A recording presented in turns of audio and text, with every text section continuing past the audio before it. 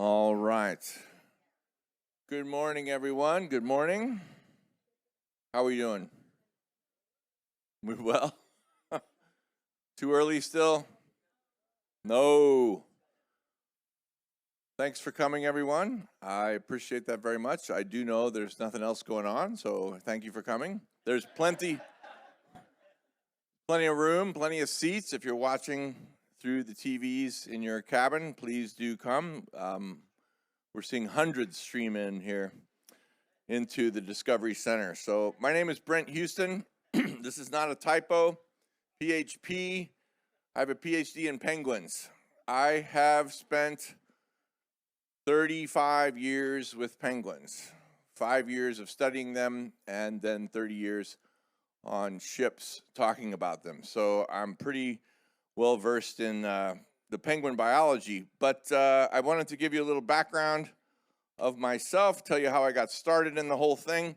I told you in my presentation at the beginning, our introduction, that I live in a little town in Montana called Pony, Montana. A little plug for my hometown. Population 101, I'm number 1 of 101. And they think I work for the CIA because I tell them I'm going to South America for 2 months. I don't tell them I work in Antarctica, so they don't know what to think of me. But it's a beautiful spot. There's my home. You're all invited. You can't stay with me, but you're invited to visit. Lots of trails up in the national forest. It's a perfect spot. Be bear aware.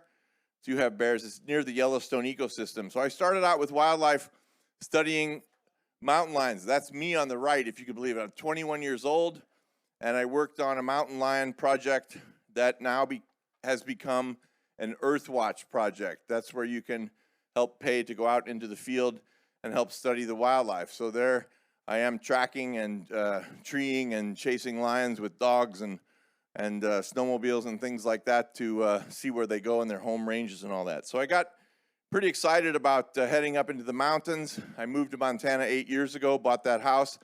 I also worked for Natural Habitat Adventures for several years up in Churchill doing the tundra buggy polar bear stuff. So when you come on the ship in the Arctic, I will be lecturing about polar bears. So I do polar ecology, polar wildlife, and certainly that is something to see. Come see some polar bears with us.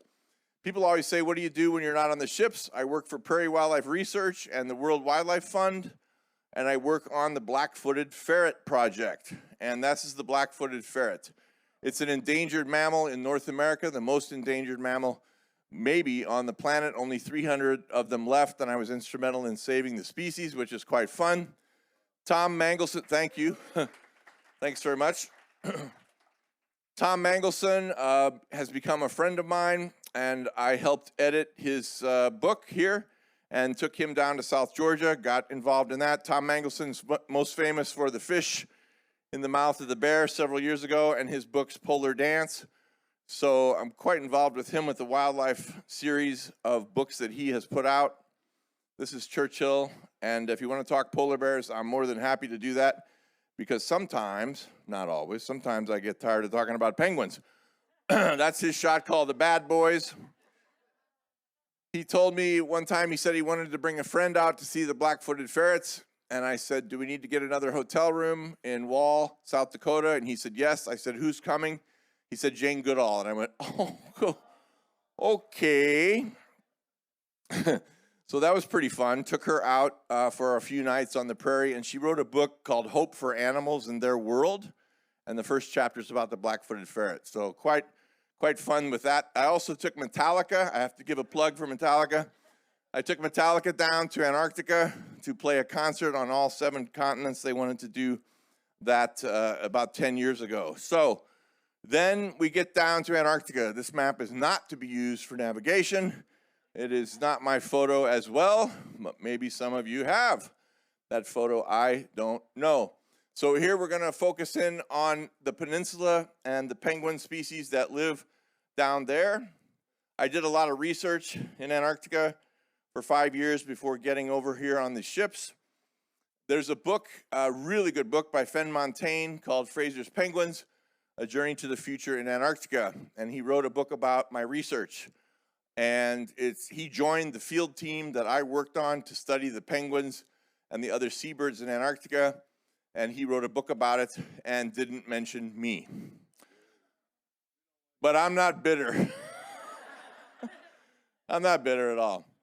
So I was living in Vail, Colorado with a ski-in, ski-out condo and a tour guide in the summer, and my friend, the chef, believe it or not, at the South Pole said, would you like to go to Antarctica? And I said, are you nuts? I live in a ski-in, ski-out condo in Vail.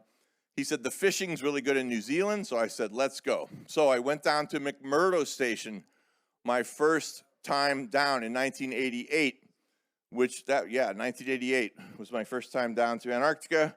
I was 26 and went to McMurdo. This is actually the plane we flew out on, C-130, came down on a C-141, landing on sea ice with planes. This is McMurdo Station, a huge support team system there for the South Pole, for here are the helicopters, some of the buildings, about 1,000 people there. There were fewer there when I was there. Here's the Jamesway hut that I lived in right here in the middle.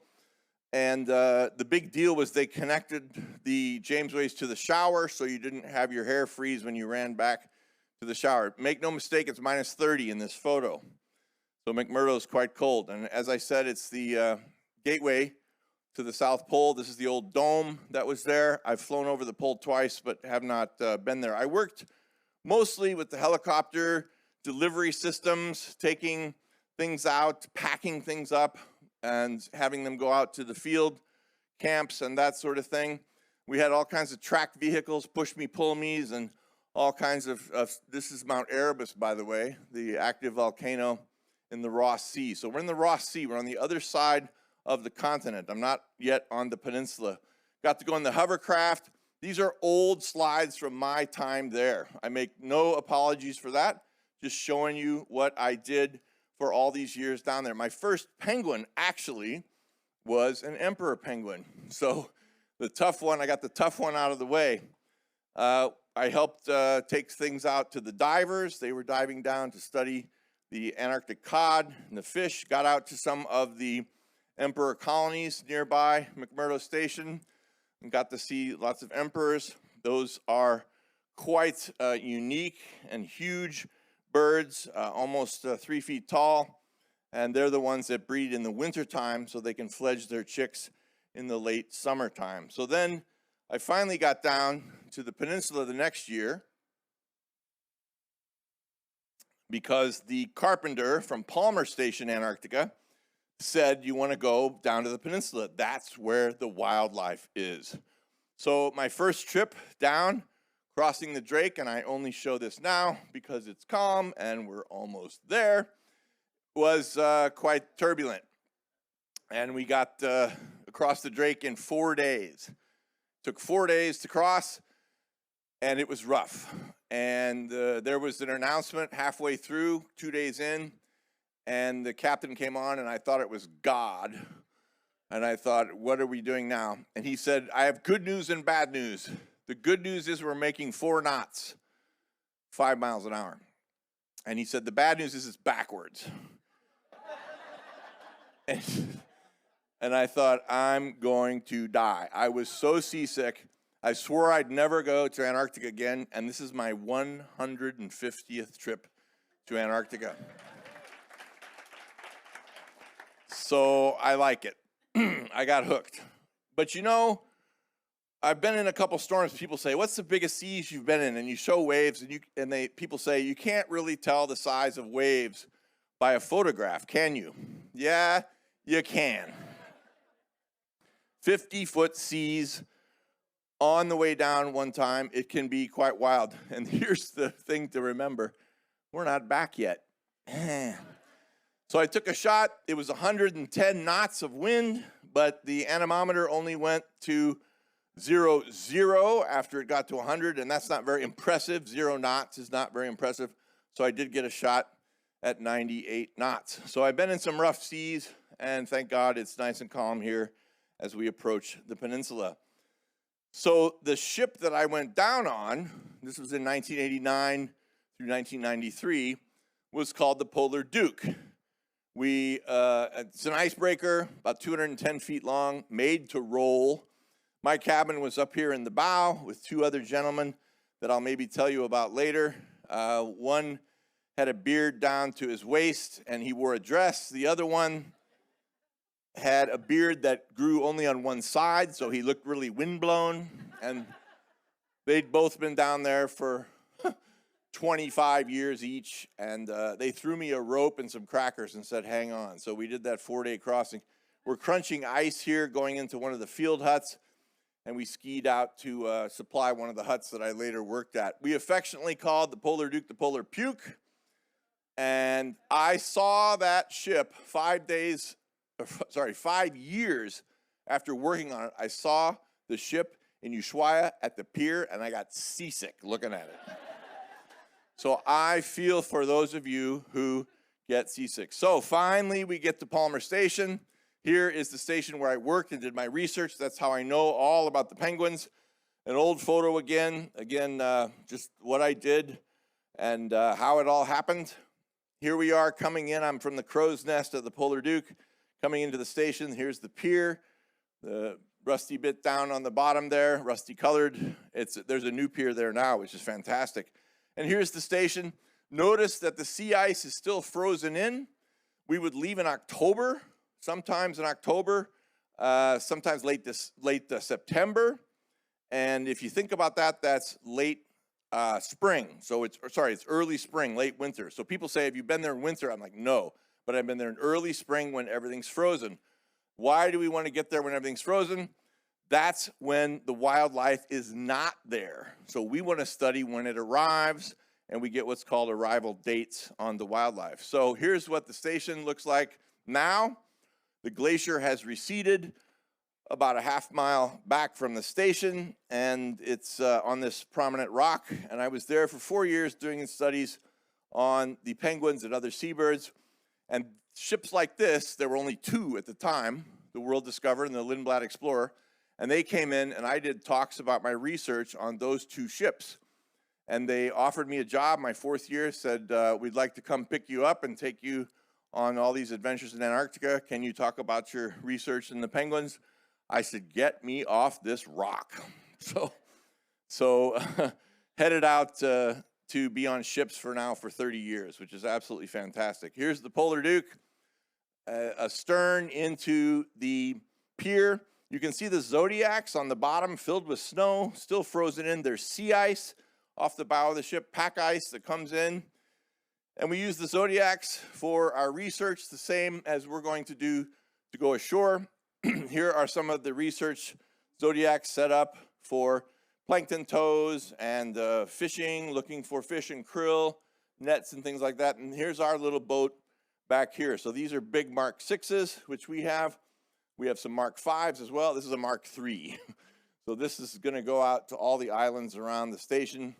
So it's still early season. You can see a lot of snow. So sometimes we get snowed in. This is a snow day where it gets quite iced up. Here's our orange boat with a spare engine and a Bible in case we get stuck out there. So some days the sea ice will come in and go out.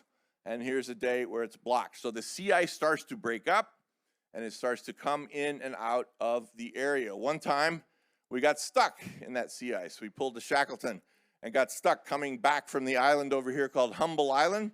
Tried to get back to the station, got stuck in the ice, and actually drifted back to that island. So we spent the night on that island after being out in the pack. So the pack ice is critical for the wildlife, which I'll talk about. And it really does drive the system. And these are the 3 critters who I worked with.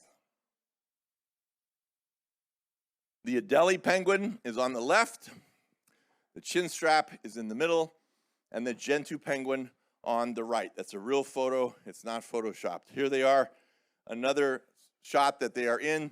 You rarely have all 3 species breeding together.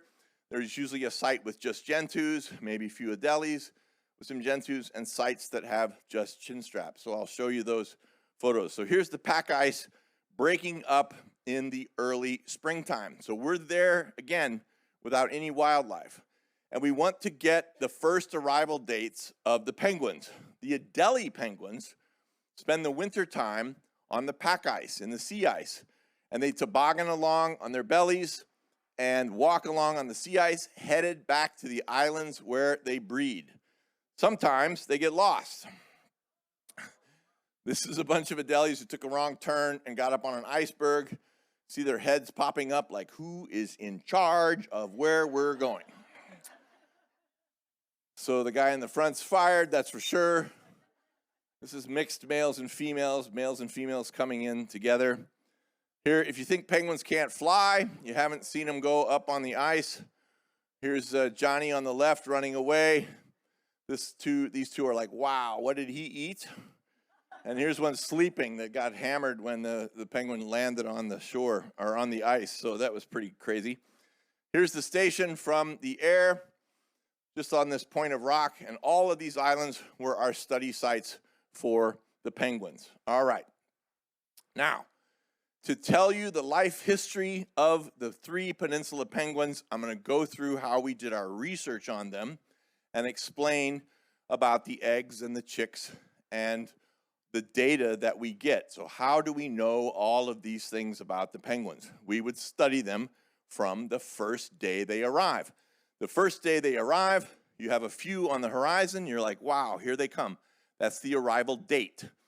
Then we would weigh some of those guys and girls, get their arrival weights. So just to orientate you here, I'm on Litchfield Island with a bunch of Adelies, and these black lines in the back are penguin colonies. Here's the station with the polar duke sticking out over the island. This is Mount Williams, one of my favorite islands in the area, and that's Winky Island over by the peninsula. So the first couple of penguins arrive, and we're talking about October, and you get a few, and you can do this from the bar at the station, and you go, okay, we have 3, and you write down the day, and then the next day is 100, and the next day is 250 and 300 and then 1,000 or so, and they start to come in big numbers. The Adelie penguin, you can always tell, they're the white ones are coming at you and the black ones going away. This is on one of the islands where they come packing in to about 20,000 pairs of Adelies. We count them by pairs. You don't count the individuals because that's going to vary from year to year. You count the nests and see how that varies from year to year. So they make their nests out of pebbles, which I'll refer to here in a minute. So we want to count them. So we actually count them. We count all the nests. And people say, how do you do that? The nests don't move. So you count the pairs. My dad always doubted me. He goes, they must move around. You can't count them all. And I said, no, they have nests similar to a seat that you're in, and you can count those, and it's a definitive number. But we get a lot of help from our penguins because they line up. That's 3, by the way, if you're counting. So here is one of the sites where we look at the dates that they're coming in. So just across from the station, you have the Adelie penguins arriving. The males arrive first. They come in 7 to 10 days before the females, and they occupy a site. They come in and stay in one spot and fight for that site, but they do it on top of snow. So people always say, why do they go to the top of these hills when there's plenty of places down below in which to breed on the snow? Well, they go to the windblown sites that are snow-free early in the season. So they want to get to those pebbles that are down underneath the snow that they had for their nest the year before. So these are a bunch of males waiting for the females. The females arrive a little bit later. The males occupy the sites. Now keep your eye on this hill here with about 250 or so males hanging out. And in just a week's time, this is the hill back here on the middle left. And so you get about 1,600 pairs trying to smash themselves in here. And then you get the non-breeders. They don't breed until they're 3 or 4. So the 2-year-olds and 3-year-olds hang out on the periphery of the colony. They don't even really give it a go. The older penguins kick them away and say, nope, come back when you're not a teenager. So they occupy that site. The crazy thing is, they're not the brightest birds in the world, but they have this great sense of GPS. So they will come in and stand on the snow, sometimes 3 or 4 feet above where their nest site was the year before. So they stand there. They use the sun. They know the time of year, the photo period. They know the day. They go, I'm supposed to stand right here. And they stand right there, squawk to their friends about how the winter was, how was the fishing of krill, how did you do? And everybody gets all together and hangs out. Here's another one of the colonies. This one here has about 1,200 pairs. This is on Torgerson Island near the station. And some of the little black lines in the background on Litchfield are our Adelies. We had 9,500 pairs of Adelie penguins. I counted them. And by the way, those numbers have dropped by 80%. Yes, we're down to just a couple thousand, and that is due to warming of the peninsula. Penguins need sea ice. Adelie penguins especially need sea ice for their winter habitat. There's less sea ice. There's also more snowfall. Warmer temperatures equal more moisture, equal more snowfall, covering their nests that they can't get to their pebbles. So you have some penguins laying eggs on snow, and that's not going to cut it. Now, our area, the western side of the peninsula, is losing Adelies dramatically. They are reduced by about 80% because of climate change. The western side of the Antarctic Peninsula has warmed 5 degrees Fahrenheit in the last 30 years. How do we know that? The thermometer. So if people tell you it's not warming in Antarctica, check the thermometer. But in other areas, the Adelies are doing very well. This is a volcano on an island called Paulette that's over in the Weddell Sea, and it still has 90,000 pairs in each of these valleys on the side of the volcano. They are not dropping in numbers because they rely on sea ice from around the Weddell Sea. So they're doing quite well. The snowfall doesn't affect them as much either because the volcanic soil absorbs the snow, the moisture. It also reflects the heat, and they lose the snowfall quite quickly. So here we are back to our friends at Palmer Station getting together. The females have come in. They start to get to know each other again, and they start their squawking. You ready? Here's an Adelie penguin. So they put their heads up, I know, and they sway back and forth and get to know each other from the year before. Hey, we had chicks the year before. Let's get together. They go back and forth, males and females. It goes on and on and on by the thousands, and they're all squawking away. The newer couples squawk a lot. They really get to know each other, especially if they switch mates. Their mate doesn't return because of an accident, hypothermia, old age. For whatever reason, they will take another partner, and they squawk and squawk and squawk. The old pairs that have been together 5, 6, 8 years, they don't even talk. They're just lying there. How you doing? Good. How was your winter? Good. Let's hang out together and have some eggs. This one's looking over at the squawkers, and they're all moving around. And Adelies are wonderful. They have these big white eye rings, and they're super comical as they move around and look at you funny. They look at each other funny. Here's the squawking. This is called the ecstatic display, getting to know each other, the pair bonding. They open their flippers and flap them a little bit and then start squawking. And they do that the whole time they're raising their chicks and they're incubating their eggs, because the chicks need to imprint on the parent's voice, the call. So they do that. So they're calling the whole time for months throughout the entire cycle. So males and females get together. The male will mount the female and copulate, and they do that for about 10 days, 7 to 10 day period. She's going to lay 2 eggs. Now, remember the pebbles covered by snow. So they're waiting for the pebbles to emerge from that melted snow, and then they go get the pebbles. and they gather them into piles, sometimes on the snow, sometimes on the ground, depends on the year. And she's going to lay 2 eggs. So it takes 3 days for her to put down the eggshell, and then 3 days later she'll have egg number 2, and then a couple days later the male will start to incubate the eggs. The male, in the case of the Adelie, the male penguin takes the first incubation shift. So remember, he arrived first. He waited for the female. She arrived. They mated, and they had 2 eggs, and she takes off first. She gave up the most energy, so that makes sense. So this is when we come in and start to band them. We put bands or rings on them to follow them through their entire life history. On the bottom there, you can see a couple of eggs. I'm taking one penguin off of the nest, and the other penguin gets on those eggs immediately. Now, how do you band a penguin? This is Sue Tribalpiece, one of the experts in the world. She taught me everything I know about banding penguins and other things as well. So, gentlemen, be careful, because you grab them by both flippers with 2 hands, and you swing them under your legs, and you squeeze your knees together and hold them.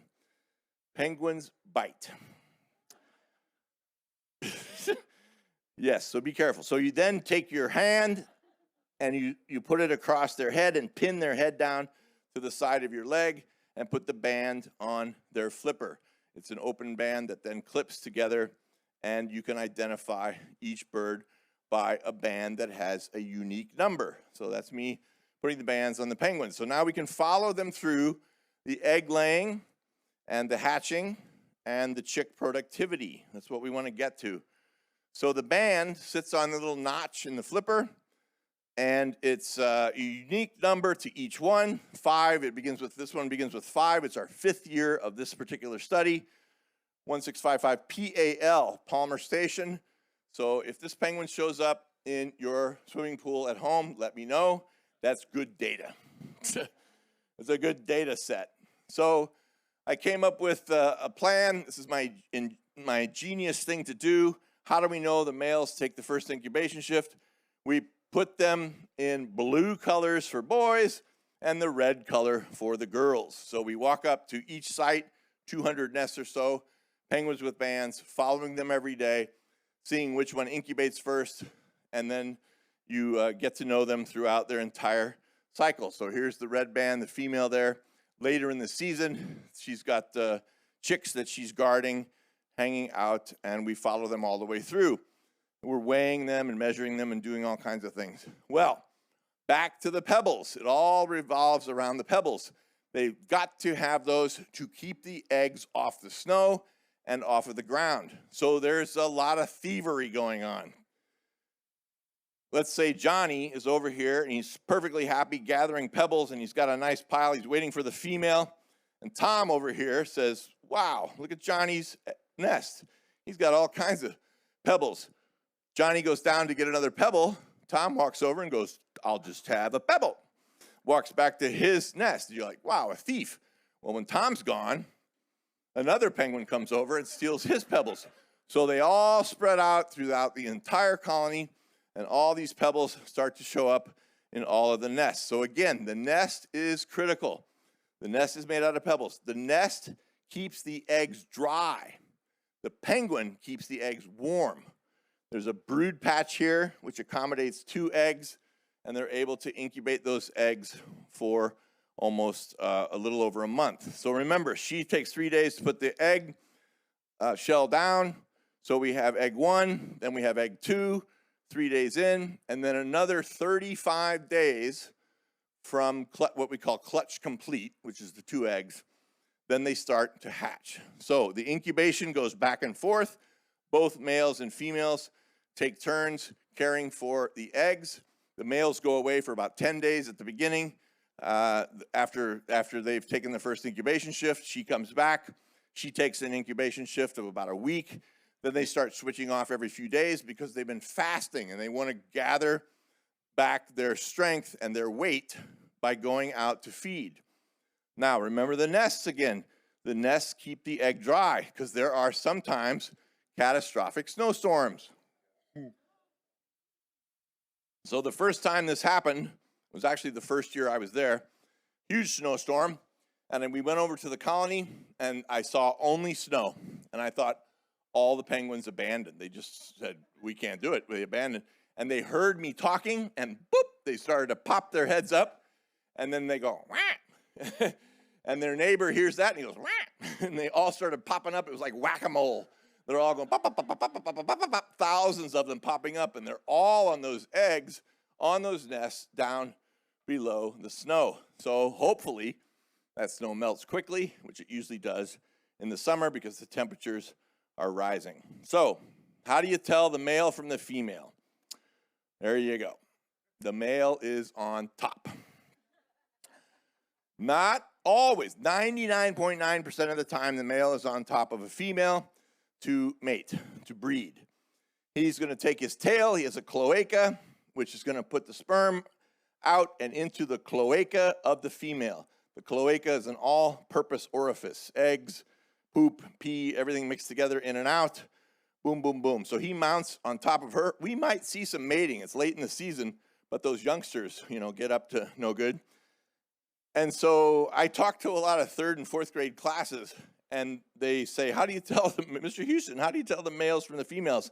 And I show this slide, and I say, ask your teacher. See what's going on there. So again, she's going to lay the eggshell down and have 2 eggs. Now, if you can see an egg in the front of the nest, she or he, both incubating, has another egg behind there in the brood patch, okay?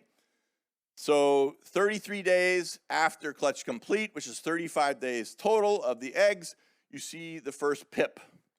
And you can actually hear the penguin inside the egg just a few days before it hatches. Beep, beep, beep, beep, beep, beep. So you can hear them peeping in there. And all the time, the parents are switching off the incubation duties and calling to each other, going back and forth and back and forth. The chick starts to hear that and imprint on their parents, because later on, they're going to have to find that parent. So here's a chick emerging from the egg, and we write down, of course, to take the data to see the hatching dates and the hatching weights. They hatch about 12 to 24 hours apart. They grow very, very quickly. They're able to start taking krill from the parents. The parents regurgitate the food. I can talk about that now. They regurgitate krill, so they're off feeding, taking care of the incubation, and now they're going to do what's called the guard shift. They're guarding the chicks from predators, and I'll talk about the predators in a little bit. They grow very, very quickly, and about 3 weeks, only 3 weeks, got some icebergs out here. You're going to see a lot of icebergs. You're going to see a lot of icebergs. So the 3 weeks time, the chicks start to get together in what's called a creche. It's a group of penguins that are huddled together, mostly for warmth, but also for protection from predators. Now, they are pretty synchronous. You see these chicks are all hatching within about a day or two. Adelie penguins are super southerly species, way south. They breed around the continent, and they and the emperor are the 2 most southerly breeding penguins. Therefore, they have a short window of time to have their eggs and chicks. And they do so by doing that all, it's very synchronous, in a day or two. Now, sometimes youngsters, late parents, they'll end up with a chick that's a little bit smaller. This one's not going to make it. They've got to have those chicks fat and happy up until the time that they start to fledge. And they're going to fledge, which means leaving the nest, after they've lost their downy feathers. So this turns into this bonanza of chicks. Now, thousands of Adelie chicks. How does the parent recognize the chick? The call. The chick has been calling, calling for the parent, and the parent's doing that whole thing. And so they come up, and the parent arrives at the colony and goes, oh God, here we go. And then goes, and who comes running after them? All the chicks. All the chicks. So what's the parent do? Turns around and runs away. The parent's like, I'm not feeding all you guys. I brought the groceries, not for your friends, just for you. This is called the feeding chase. This is where the chicks run after the parent. And this can go on for quite a long time. So we're now about 40 days in to the chicks and they start to lose their down and become sort of penguin looking. Here's another one of the feeding chases. I was taking a picture, and the penguin ran right into me with 2 chicks chasing them. So it doesn't always work out for the cheaters. Sometimes they try to follow in and follow that parent, and they'll do it very adamantly, and then they go, oh, I'm not going to get any food. Notice how thin these adults get at the end of the season. So they're losing a lot of weight. Here's one with a band on it. It's a little female. You can tell, I can tell, some people can tell, the females from the males. Females have a little globular sort of skull. The males have a more bulky skull, and the males weigh about 15% more. But nevertheless, here's a female, lost a ton of weight, nearly half sometimes. They can lose half the weight, and feeding this chick that's almost fledged or almost ready to leave the colony. So we're 40 to 50 days in, and the chicks get ready to leave. Before they leave, we get what's called departure weights. We want to see how you've done at the buffet and how well you've fared with your parent coming back and bringing food to you. So we get a net and a bunch of graduate students and go out there and wrangle. It's called the penguin wrangle, and we wrangle them up and start to weigh them. It's not nice. That's what graduate students are for. Who wants to come out and help us ban some penguins? I do. Little do they know, it gets a little messy. Boop. Oh. That's not mud. That's guano. So late season gets a lot of guano in there. Here's me, of course, watching the whole scene with a penguin tucked under my arm, taking the data. Graduate students, yay. So then at the end of the loss of their downy feathers, they have this white chin. So the Adelie penguins have a white chin for their first year. We didn't know where they went. The first year penguins just take off to all kinds of areas around within 50 miles or so. And they're taking off into large numbers, and we found a bunch of them quite far south with what's called a winter cruise when we took the icebreaker down quite far south. So we get those weights, the departure weights, to see how well they fare when they come back. And that's me. I did not shoot those 2 penguins. I'm bringing them in to weigh them. So here's one of the last meals that the adults give. You can actually see the black eyes of the krill being transferred from the adult to the chick. Now, meantime, the divers are in there looking at the undersea krill that are feeding on the phytoplankton. Krill eat the plant material, the phytoplankton that grows under the sea ice. There's phytoplankton that's free roaming in the ocean, but it's good for the krill to be under the ice, hiding from predators and gathering the phytoplankton, the plant material from the algae or phytoplankton.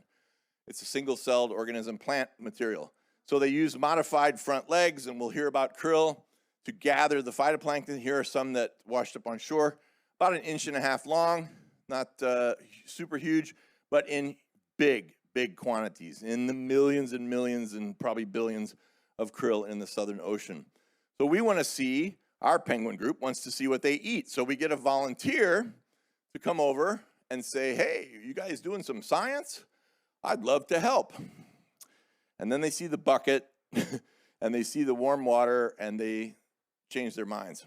But we take a penguin, we only do 5 in a week, and we steal their food contents. Now, if you are squeamish, don't watch the next few slides because it involves poop and regurgitation. So we get that last meal that the adult is going to give to the chick, and we look at what they've been eating. Now, you can tell what a penguin's been eating without taking the stomach contents. Here's a Gentoo penguin, and the poop that's white is from a fish diet. So Gentoos take more fish than Adelies, and the krill is the pinkish brown stuff. And I've been trying all these years to get the full clock covered with the poop going all the way around, and that's the best I could do with that Gentoo. Now, we put the tube down into the stomach, crank a bunch of warm water into their stomach, and remember, they gurgitate naturally. We put them upside down, give them a Heimlich, and they regurgitate the stomach contents. Don't look at this if you're squeamish. This is the stomach contents. Blah, okay? So then we give it to the krill people. I don't do any of the dirty work. Give it to the krill people, and they sort it out, count them, measure them, weigh them, see the age classes, how heavy they are, what they're eating, and they're following where they go and all that sort of thing. Meanwhile, we now have put radio transmitters on our adeles to see where they go to find food. We didn't know. Nobody knew where they headed out and went for food. So we put radio transmitters on them. Here's one with a transmitter. And then some people are thinking, wow, you do a lot to those penguins. You pump their stomach, you put bands on them, you grab them, you hold them, you weigh them, you watch them all the way through. Are you disturbing them? Okay, a little bit. We only do about 200 penguins out of 9,500. Put the radio telemetry on them, and I always say that's better than how they used to do it. This is how they used to do radio telemetry. Poor thing, yeah. I call this the first penguin in space. It's got the foil, it's got the backpack, it has a transmitter, and this was in 1974, I believe. It was the cover of National Geographic. You can look it up, those of you who have all the issues tucked away in storage. So let's move to the peninsula proper, away from the delis. They're down south, and they're up on the peninsula. We get what's called chin straps. They are a true peninsula species. Here's a chin strap calling for a mate, and they sound like this. So they're running into each other and getting to know each other after the long winter. Chin straps spend the winter time out in the open Drake Passage. We'll probably start to see them swimming around. They have huge colonies, sometimes in the tens of thousands, and they're real mountaineers. Chin straps go way inland. This is on Deception Island on the outside, where you have about 100,000 pairs, and this is about 1.5 miles back to their colony. So they're going up and down the hills, every 3 days. So they climb, here they are climbing in Deception, going up, work, back to the colony, switching off the incubation and the chick duties. So they're real mountaineers. They take to the high peaks where they breed together. You've got adeles on the beach. The chin straps arrive a week to 10 days later, march right past the adeles and go to the higher ground that's now melted a little bit more with snow. The same thing happens with the pebble thievery. So they go back and forth grabbing those pebbles, and we'll see some of this because they maintain the nest throughout the season until the chicks are quite big. So here they are on a little promontory, little lava rock there, calling for the mate, getting to know each other again, and then boom, the mating of the male on top of the female. She looks really pleased. And so then they got to watch out for the snowfall. It occurs when there is moisture coming through. You get some catastrophic snowfalls. Sometimes they're buried. Sometimes they build the nest on top of the snow and it melts down to the ground. Some years it's catastrophic and they don't do very well with their eggs and chicks. So here's an egg that is hatched now, and there's another one just breaking in the back here. And the chicks, these little light, fluffy, gray, beautiful little penguins pop out. And in a few days, they grow quite quickly and stay under the guard of the parents. Okay, so we have adelie chicks that are dark gray, and we have chin strap chicks that are light gray. And the chin straps do the same thing. They huddle together in this scrum. It's called a creche to get protection from predators and to stay warm. And this guy in the back, he was not chosen for the team. I have no idea why. He's like, you're not invited to play. He's like, what? He's absolutely fine. Absolutely fine. Gonna be just fine. So those of you who never got picked for the team, there's hope.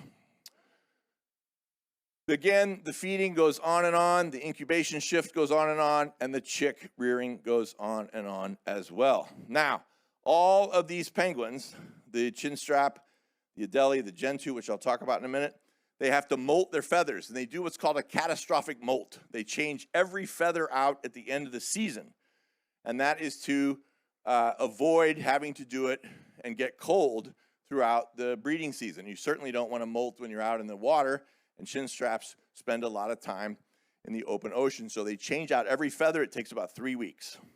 Chin straps go out then into the Drake Passage. That's why most of the time you see an iceberg, and with penguins on it, it's going to be a chin strap, because here's an iceberg floating by, and the chin straps are out in the open water, and they go, yeah, and they get on top of these icebergs and take a break. So one of the sites that was a study site for a group called Oceanides is down a little farther south, where the pack ice persists through the summertime. It doesn't all melt back, but in the south, it stays there. So I worked with some Gentoo penguins. I stayed at this hut. This is called Copacabana because it's on the beach, and it's next to the Brazilian station Comandante Ferraz. So we had 2 beaches, Ipanema and Copacabana. So the Gentoos coming in, we studied them. They're right in the front yard. All of the penguins do a behavior called porpoising like a dolphin or a porpoise, where they take a breath when they come out of the water and dive down under just a little bit under the surface, and then come back up and breathe. So they go as they cruise along, kind of like Phelps doing the butterfly. So they get to their colonies and their sites. They arrive whenever they want. The Adelis are set to a day. The chin straps walk in a little later, and the Gentoos, they're like surfers. They go, okay, we'll just breed wherever. So they're all over the place on the colonies. So their call, you ready? There we go.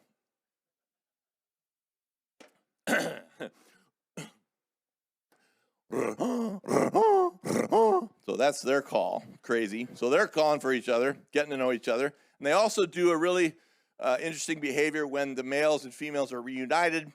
They bow down to each other, and they actually breathe out. If you listen, they go, and they get to know each other and say, how was it going? All great. We should see several Gentoos because they like the beaches. Again, they're the surfers. They're the mellow species. Here they are with their chicks, a little bit longer for incubation because they're a little bit bigger penguin. Here they are, the chicks growing a little bit more quickly than the others, and they, of course, are getting the food transferred to them. Same thing, the regurgitation, hanging out when it's nice and warm on some of the rocks because they're a northerly species. The Gentoo occurs all the way from the Falkland Islands down to South Georgia, down to the Antarctic Peninsula. So their breeding cycles spread out. Remember, the Adelis are like day one, and the Gentoos arrive whenever they feel like it. So here are the chicks gathered up in the net to weigh them to get their departure weights. Here's Wayne Tribal Piece going in for the weights. Here's our group of grad students and PhDs and all kinds of people gathering up the penguins again.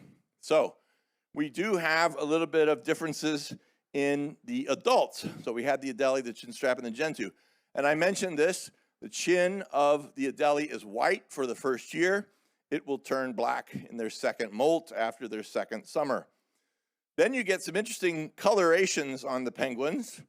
This is called leucism. And this is a reduction of pigmentation in the penguins. It's the same exact Gentoo penguin.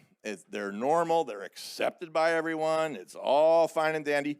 They just look a little different on the back where the melanin isn't produced properly. So it's a gene that's a double recessive. It occurs in the population in low frequencies. And here's one of the Gentoos that's a leucistic penguin. They also have the converse of a melanistic penguin. So all black on the belly, and this is a Gentoo chick that has the melanism. It occurs in chin straps as well. This is a chin strap without the chin strap. And it's got this light brown. They're beautiful, really. They're beautiful animals. If you see one, just give a call, and we'll let everybody have a good look at it. It occurs in the Adelis as well. This is one of our birds called Blondie. She went through 3 men in her entire life. She lived to be about 15 to 16, and she bred all the time. They breed until they die. They have eggs and chicks until they die, and they die from diseases, parasites, broken limbs, hypothermia, starvation, get lost, predation, which I'll talk about here in a second. And so those are the 3 critters that we're talking about. Now, occasionally and very rarely, like 1 in 20 trips, we get a big bird that shows up, and the Gentoo here is looking at this emperor penguin like, what do you eat? Man, you really got it going on. These are breeding 100 miles south of where we'll go. It's very rare to see an emperor, but you never know. So we're always on the lookout for them. Beautiful, beautiful penguin, multicolored beak, very tall. As I mentioned, the colonies there. They have their chicks during the winter time. They hatch in the early spring, and that's so that they can fledge their chicks in the summertime when there's the most food. Now, it has to be said that there's another species of penguin that occurs up here near Elephant Island, and this one's called the macaroni penguin. Stuck a feather in his cap, called it macaroni. Yeah. Named after in the 1920s, I believe, in Italy, where the men got together and wore feathers in their caps at some of these clubs. So here's the feathers. It's a real animal. Red eyes and everything. Huge, super thick beak to grab other species than fish and krill like down south. Here's one on the nest with a little skirt of skin that flows over. So let's talk about this. This is a possibility of seeing one or two here from the ship, but not on the land. We'll let you know if we get one, a straggler on the land. So let's talk about predators. Killer whales can eat them, that's for sure. They can go after them. Some killer whales eat more than others. It depends on the type of killer whale and where it occurs. And the most famous one is, as we know, the leopard seal. We've talked about that one. We hope to see them. It's early in the season still for leopard seals. They occur down south in the sea ice, in the pack ice. They'll go after a penguin near the shoreline, so the penguins go in where it's hopefully safe. Here's a bad shot, but here's a penguin giving it back to the leopard seal. Yeah, you try to eat me, but this happens. You ready? Don't be sad. Boom, leopard seal with a penguin. And they actually then shake it. They don't have opposable thumbs and knives and forks, so they shake it violently, and it flips open, and they get the meat and the inside, the internal organs that way. So here's a leopard seal going after the head of a gentoo. They fight like hell. They try to stay alive, and that's how we get the last species of penguin I want to measure and talk about, the headless penguin. It's preening its feathers. It's got behind putting oil. They have an oil gland and put oil on their feathers. You will all get a headless penguin, I know. You'll laugh now. This is one of the first times we had the leopard seals come to the boats, and we had a leopard seal bite the boat one time, bit the pontoons on the back, and the station manager woke me up and said, "Did you have a leopard seal yesterday?" I said, "Yes, we had a leopard seal that was curious, and so now we have to protect the boats from them. You put buckets on the edge of the cones on the back." Giant petrels will grab a penguin and eat it. Here they are, a huge seabird predator, the biggest petrel. Going in, they'll actually grab a chick. Skuas, the predatory gull, goes after them. We'll see skuas hunting penguins around the sites, and they can carry the egg away whole. They'll carry it away from the colony and share it sometimes with their partner. So I did a lot of counting. My 5th year of studies was involved in several different projects.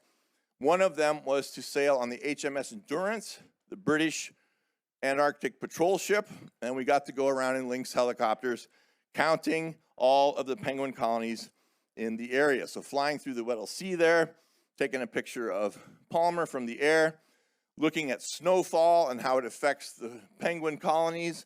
Snowfall on one side of an island, not happening over there. We found a few extra colonies that were not known, and this one's called Brown Bluff. We may go and have a look at that one. It's closed now because of bird flu, so we can't land there, but we may see it. And that's kind of my accomplishments with the penguins. But I want you to know that I have 2 Antarctic medals. Yeah. Well, yeah, thank you. This gets me nothing. Not even a free bag checked. So I've had a lot of good times in Antarctica, icebergs as we're coming up to some. And I've been tasked one time. I used to work for National Geographic, and I wrote a article for Traveler magazine. And I said if I had 2 weeks to live, I'd spend a week in Antarctica and the other week getting there. They asked me for a warm shot of Antarctica. I said, "You're kidding, a warm shot from Antarctica." So I got the next shot after a while. And we hope to see the sunsets that last 4 to 5 hours down here. So we'll do that. Here's our motley crew of working at Palmer Station. Here we are in some of the ice caves around the Palmer Station, going through the area there. And I'll stop squawking right now, and we'll call that one the end. Thank you very much. Take a bow. Thank you. Thank you. Went a little over time. I'll be around for questions. I live on the ship, so we'll answer any questions. Any burning questions, come on up and we'll have a look. But take a look outside. We've been seeing whale blows. We have seabirds. We have maybe some penguins in the water and certainly some icebergs. Thanks very much.